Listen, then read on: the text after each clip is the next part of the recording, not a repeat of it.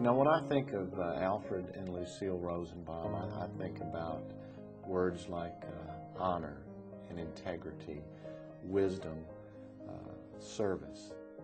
Honesty and integrity would be the first words I think of.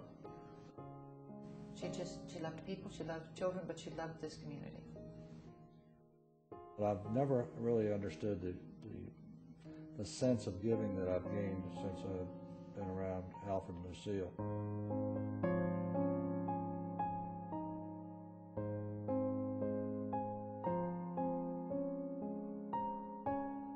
Alfred's a community treasure. He's done so much for this community. If you look back in Alfred's earlier days, he was very involved politically and also with economic development, helping bring better jobs to the community. He created a lot of businesses which gave people opportunities in those businesses. I'm one of those persons.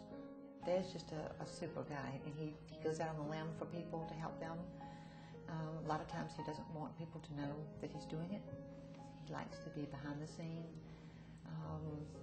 Wants to make sure people have opportunities that maybe they wouldn't have without somebody stepping in.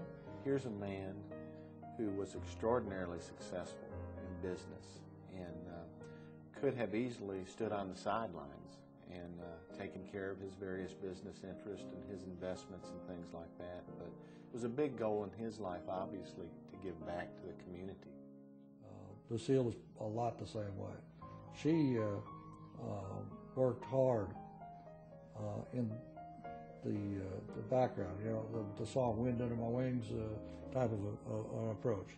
She spent an entire life serving with the Girl Scouts, the Meridian School Board during the most rocky political times in the South, and she's just been a great person that's always been there, always looking out for the community, and just a true star of Meridian.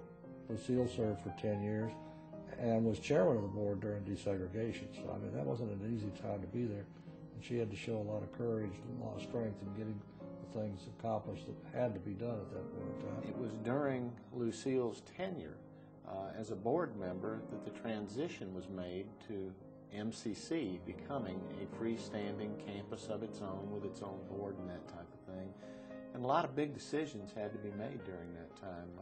People tell a story about Lucille being kind of a lone wolf about getting the funding for the community college campus, and there was a big grant opportunity that was going to be available, and people were skeptical about taking grant money at the time because some feared that the college would lose some local autonomy if it accepted money from external agencies. And Lucille, in her great wisdom and straightforwardness, stepped up and said, "Well, are you folks crazy? This is free money. We need to take advantage of it." And the college did. And that was one of the things that enabled the initial construction of the college. Well, John Robert Smith and I were talking about the carousel the other day, and he referred to it as Lucille's carousel. And he said Lucille loved the carousel so much she thought it was hers. Well, when I was first elected mayor, the city was behind in its current bills, sometimes as much as 90 days. And the city clerk and the treasurer wanted to sell the animals off of the carousel. They understood that it could bring a lot of money. And when I told that to my wife at home, she said, "The heck we will. We'll restore it like it was when our children were growing up." And she went about it. Lucille took it on herself to go out and knock on doors and ask for contributions. And it didn't matter how much people gave her. She would, recognize it. It didn't matter whether it was $5 or $500. Everybody that gave her any money to do that, she personally thanked them for it and acknowledged it. She made it a part of her life for the rest of her life. There are other dental carousels and there's other carousels, but this one's special.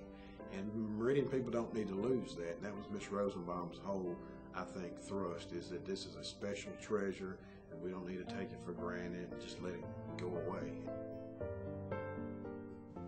I just think I've been very fortunate. All of us have, not only as a child, but as a member of this community, to have somebody who cared about it as much as my parents have. I would say when you reach my age, if you've got 3 real good friends, you're very fortunate to have ended up with that many. And he is one of my 3 truest friends. I could depend on Alfred for most anything. Well, if you don't leave the world in a better shape than you found it, your life has been wasted. And I have tried to do that. I don't know whether I've succeeded or not in the last 80 years, but I have tried to make it better.